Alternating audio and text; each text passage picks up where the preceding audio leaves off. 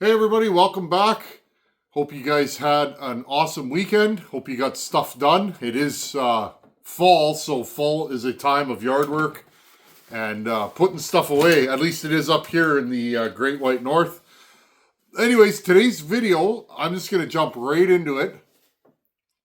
I had a lot of interest in this might be a bad idea or it might be a terrible idea video where I discussed putting a 288 top end on a 61, 266, 268, 272 bottom end. And why I would do that and why it's a bad idea. Because it is. It's a horrible idea. Today's video, well, I'm going to keep going on this. This might take me a while, friends. It might be easy or it might be hard. A project like this, you really never know. Well, you never know where you're going to be at until you get there. So today's video, I started mocking this up already with a junk cylinder, and I had a lot of interesting comments. One of you guys out there, look at the last video, it's in the comments. One of you guys has done this and said you would never do it again. It's too much work and you didn't really see a performance increase. That piques my interest even more because if somebody else has done it, I know it's doable. Whether I can do it or not is another thing, friends. Just because somebody else has done something doesn't mean I can do it. Just a fella in my shop. But, well, I might as well give her a go, right? And I will say this, friends. Don't get discouraged if somebody else has built a saw that runs well and you build one exactly the same and it doesn't run the same. Because often the difference between an excellent saw and a blah saw is the little details that every builder does. We all do things differently. Little tricks, friends. Like the Iron Horse. I build a good 272 work saw. I can get a lot of power out of those, but they're not as good as Harvey's. Harvey's are better than mine. And I have the cylinder off of one of Harvey's saws right here.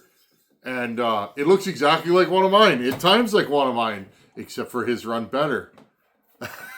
Must be something outside of the port work. So that's what I'm saying, friends. Don't let that discourage you. And I don't know. Let's see if we can do this. I might go a different route, but first things first, I had a lot of comments about don't ruin a junk cylinder. Well, being a young fella, or an older fella now, I guess, or a middle-aged fella, being a fella that grew up, without having a ton of money, and I live out in the middle of nowhere, I don't throw anything away. I have 50 or 100 junk cylinders in a bin over yonder that I keep for just an occasion. I often will use junk cylinders to do horrible things. Maybe I want to try something that's really detailed machining wise, but I don't think I can pull it off. Well, I'll do it first on a junk cylinder and learn. Or maybe I'm trying to fit a cylinder onto a saw that it doesn't fit on. I'll take a junk cylinder and mock it up first with the junk cylinder and then take all my measurements from that. And if I think there's even a chance, then I'll grab a good one. So today's video, let's look at the timing numbers. Somebody mentioned make sure your timing numbers aren't out of whack before you even attempt this because, well, you might be doing all this for nothing. You are correct. Well, let's figure it out. Let's start again. Let's put a cylinder on this. The next question is, do I have to fully mock up a cylinder? Do I have to ruin a set of cases to mock the cylinder up? No, I don't. I'm going to show you guys that right now. I came up with an idea today on how I can mock up a cylinder and make it fit on the bottom end without grinding the bottom end. We'll get into that in about 2 seconds. Let me set up here. Here's our 61. This is a Husqvarna 61 1992. Not even saying I'm going to use this. This is just a bottom end that I've had sitting for years. I'm going to do something with that one day. I looked, friends. I don't know. I don't even know how many of these saws I have. Junk. There's our magnet holding our saw at, well, what appears to be top dead center. That's kind of funny. Okay, so how am I going to mock this thing up without a proper without a proper, cylinder. This does not fit in here, okay? Now, friends, I also went deeper down the rabbit hole off camera. I'm just going to move you guys back here. I tried the Makita Dolmar option. A big bore 6400, 7300, 7900. Okay, from Wolf Creek. I tried that. That is 54 millimeter bore. I can't remember what the stroke is. I think it's 36 millimeter stroke, so 2 millimeter over this. But that piston's too short. Guess what else you could use a piston from, friends? 500i. 500i piston is 54 millimeters by with a 12 millimeter pin, and so was the Dolmar 6400, 7300, or 7900. Those are all right. They're all shorter though than the 66 Magnum. Okay, I'm just grabbing. So again, friends, this does not fit in the case, and they're not making any more of these cases. I guess if I was really hard up, if a guy was really hard up, and you were really worried about it, I guess you could build this on a aftermarket case. I know. You guys know how I feel about those aftermarket saws. I tried them for a little while. Not my cup of tea. Way too much fiddling around with parts that should just work out of the box. Again, just my opinion. If your opinion differs from mine, I understand. Maybe you had a good saw and I had a bad one. Hold on, I dropped that bolt. Anyways, like I was saying, maybe you had a good aftermarket saw experience. I just really haven't. So I am what I am, right? And I gave them a go, friends. But yeah, I mean, I never had any problems with the cases. So again, friends, that's why I do these little experiments, so that you don't have to. Okay, now, like we always do, just gonna leave you guys up here. Now you might be wondering, isn't that a 272 top end? Darn tootin' it is. But I'm not zeroing the top end. I'm zeroing the timing wheel to the crankshaft. Okay, 65 in one direction and 70 in the other. So halfway between 70 and 65. Okay. Right there. And okay, I'm at about 68. Both ways, okay? We are zeroed. Yeah, that's why I do these projects, friends. I am blessed that you all come here and watch me. I don't think I say that enough. I really appreciate it. Sometimes I sit back and think, sometimes a guy has to reflect. Okay, friends, sorry, my phone rang there, and sometimes it'll pick up while I'm filming. What I was getting at, friends, is I feel blessed. I feel like a fella needs to reflect once in a while. And I was watching some Bunyan footage from the Paul Bunyan Festival and this weekend, and just thinking, how cool is it How cool is it that I've been there? And that people knew who I was. I didn't expect the warm welcome the first time I went there. I mean, I knew you guys would be cool, but you know what I'm saying? I didn't think so many people would know who I am walking around there. That place is so much fun. If you've never been, you should go. If you like all things firewood. See what I did here, friends? I made let's see if I can get this in here. I made a mock-up cylinder. Okay. A really rough mock-up cylinder with stock timing numbers. Where are my cylinder bolts? Right here. Okay. I made a mock-up cylinder with stock timing numbers. Let's see what the timing numbers are going to be. Then we can talk about more ways to get this done. Now, this build will be considered advanced. I normally don't show this stuff on the channel. Again, this build's probably going to take me a while, friends. I see some of the things guys are doing, and it's like I feel like the hobby, or whatever you want to call it, I feel like it's progressing. But my biggest limiting factor, and it's a good factor to be limited by, there we go, is time, friends. Being a dad and a husband is my number one thing, and all else pales in comparison. So yeah, you guys know the deal. So before I time this thing, let's talk about this. If you wanted to, again, this is rough, friends. Look at it. It's rough. Drilled a little pilot hole there. Okay. The way around is not to cut the bottom off. It's actually to cut the top off. I was hoping, or kind of waiting for somebody to say that in the last video, and I was surprised nobody mentioned it. But honestly, friends, the way around this is to cut the top off. Okay. Now,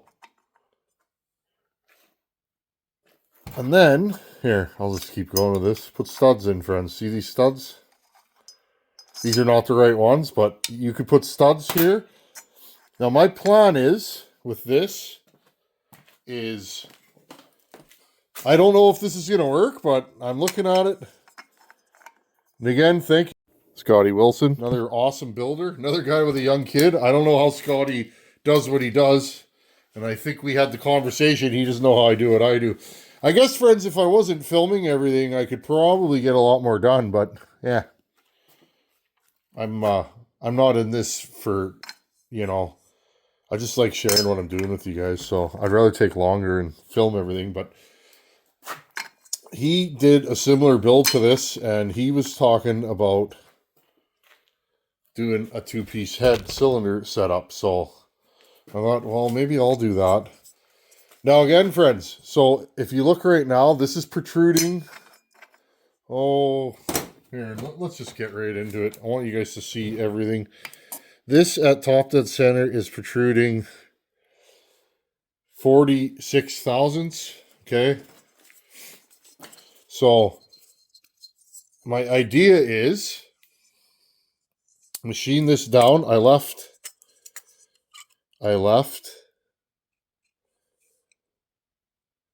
okay, 1.855. So just shy of 200 thousandths, okay?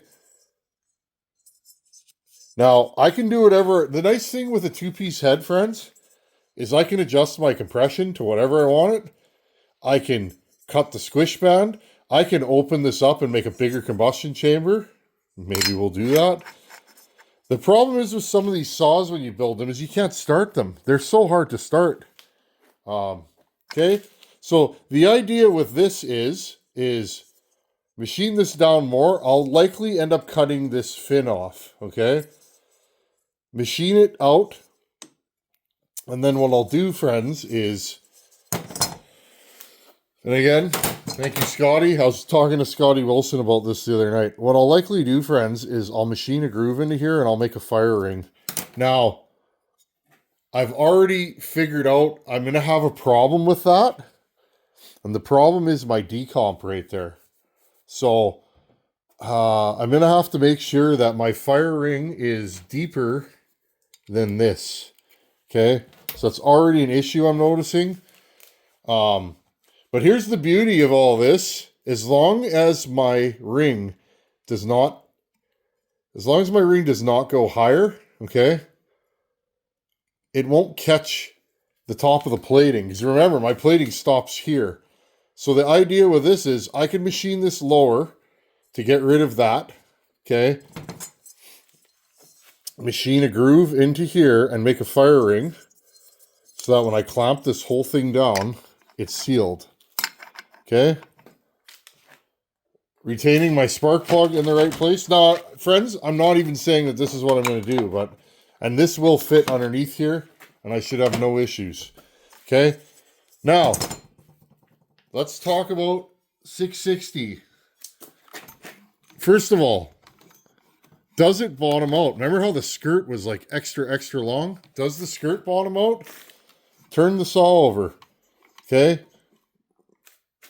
And one thing I want to say, friends, I've done this before. Make sure your skirt doesn't bottom out at bottom dead center. Okay. And if you think it's even close, you take some of that skirt off, because when this all expands, you don't want this thing to tap on the bottom. That could hurt. You could break skirts off. Next thing, I'm liking this. Okay, exhaust and transfers are fully open at bottom dead center, which means I could lower my transfer floor. I'll zoom you guys in here.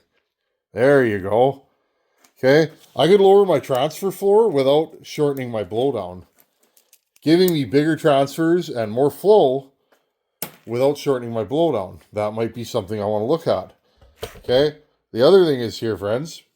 Okay, my exhaust port is right there. Okay, so same thing. My exhaust port is fully open at bottom dead center. This is good.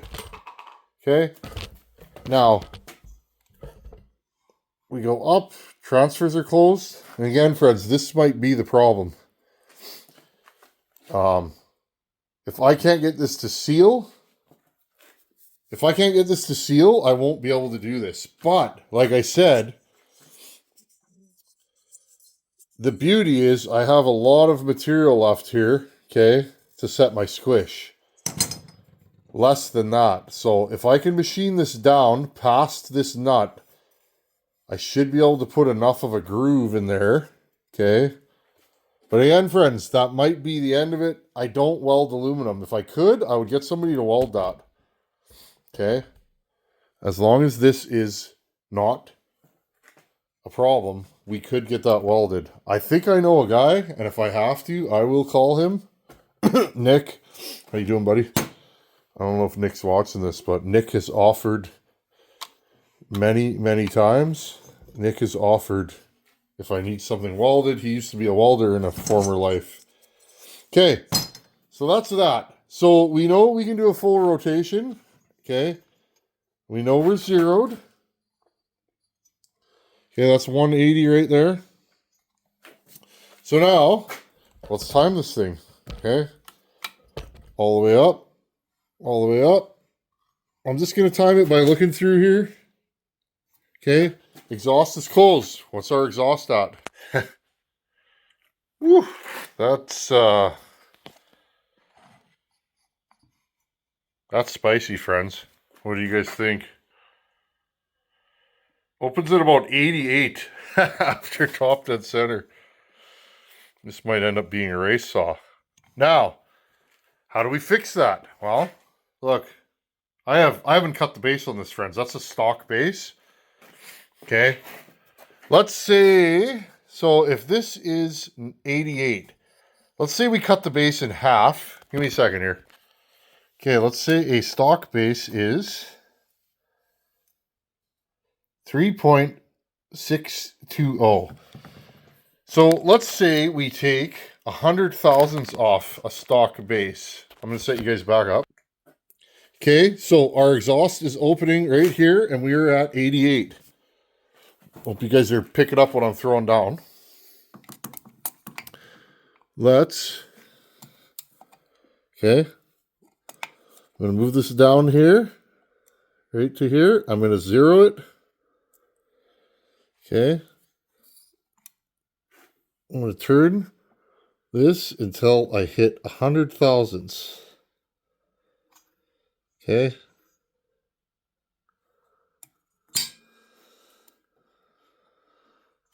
Or not. Okay, a little bit higher, a little bit higher. Okay. Okay, friends, we dropped this cylinder. Okay, we dropped this cylinder 100 thousandths, 97.5, and we end up with 98. So that's not a problem. I'll take 98 all day long. Rather 102, but 98, no problem. So, okay. We know we can do this easily. We'd have a 1/4 inch base still. We can take 100 thousandths off and we end up with 98.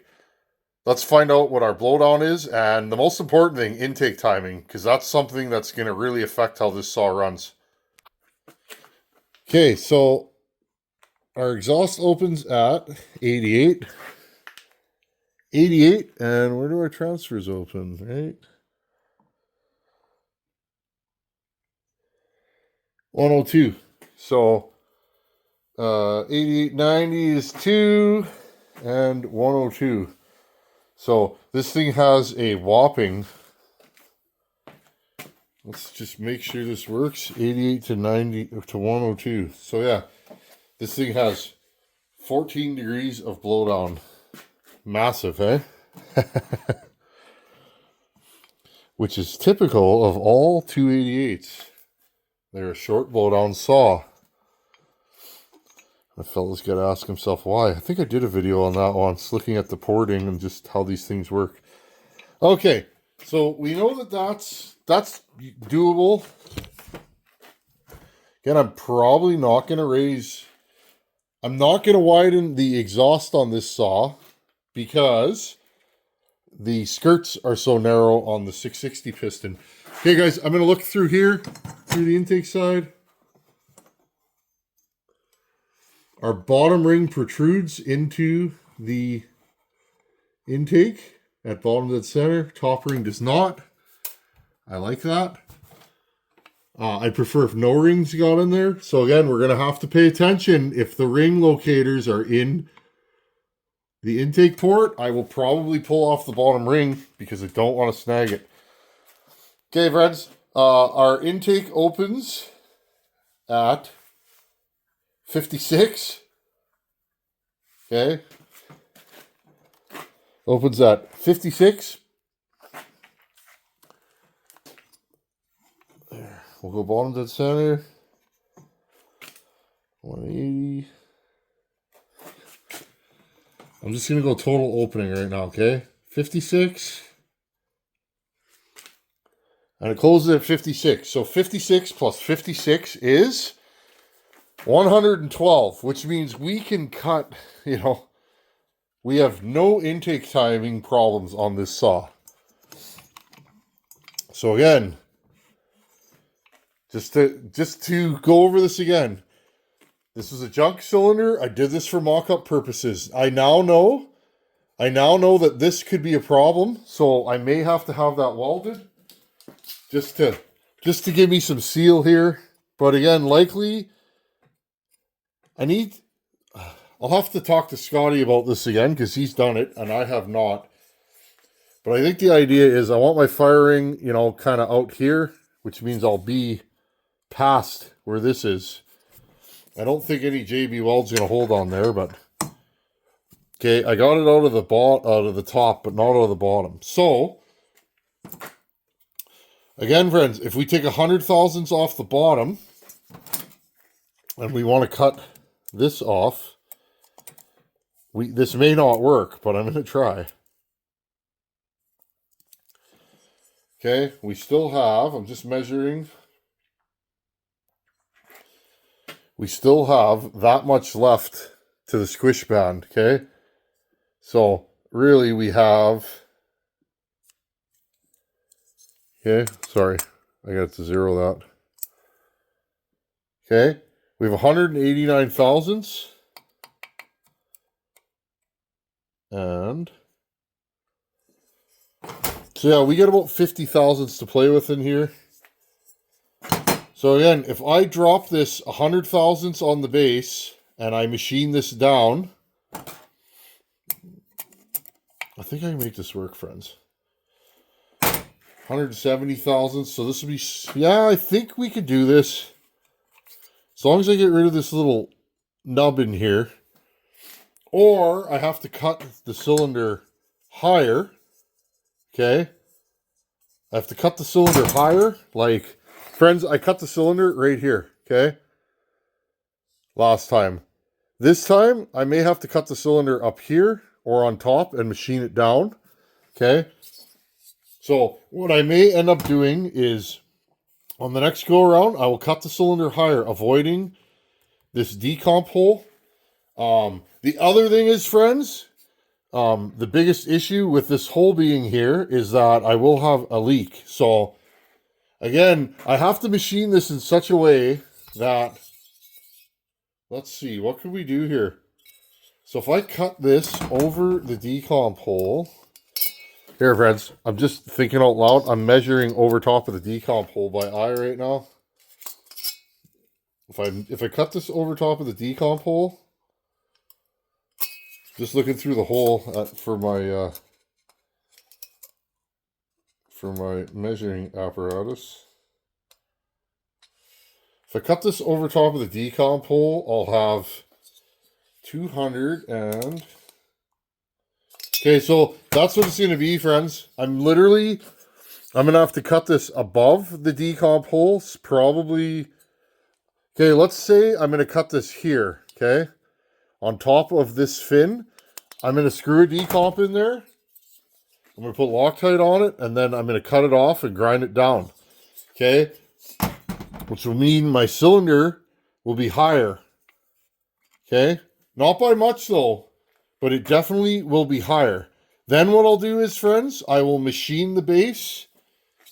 I don't know. Like, honestly, friends, if I have to, I'll make that base 100 thousandths, like, that thin. I don't want it to be, because here's the thing. Okay? Again, I'm just talking out loud. I want you guys to understand my thought pattern. This could be completely wrong. There's going to be a lot of on and off fitting to this job. I make a ring, okay? I can make a ring out of steel, bore a hole in the middle of it, okay? Drill my holes. That ring can push down from the top, which means I'm clamping from the top, pushing straight down, okay, onto my cylinder. Okay, so even if this ends up being really, really thin, it shouldn't be too much of a problem. Okay, so if we can get this thing to 98, yeah, I think this will work, friends. I really do. If we can get this thing to 98, I think we'll be laughing. I would run with 98. At 98, if we really this combustion chamber could be modified if we end up with too much compression or not enough. Okay, at 98, that's why I machined this boss on here so that I could grab it. Okay, I cut the top fins off. And again, if I decide I want to do this, I can make this really pretty. I can shine it up. This was just to get it done so we can see if this works. Well, friends, I think I'm going to end it here. This is a horrible idea. This is going to be a lot of work to even get it to the stage where I might even attempt to run it. So I'm going to say this is probably a bad idea. I wouldn't recommend doing this unless you're a glutton for punishment like I am. But anyhow, I'm going to keep playing with this. I'll jump in and out as the weeks go on. Next video, I'm going to update you on the 064 and my truck and a couple other things, but I think we'll call her a night. Anyhow, friends, thanks for watching. Take her easy. I'll see you in a couple days. Later.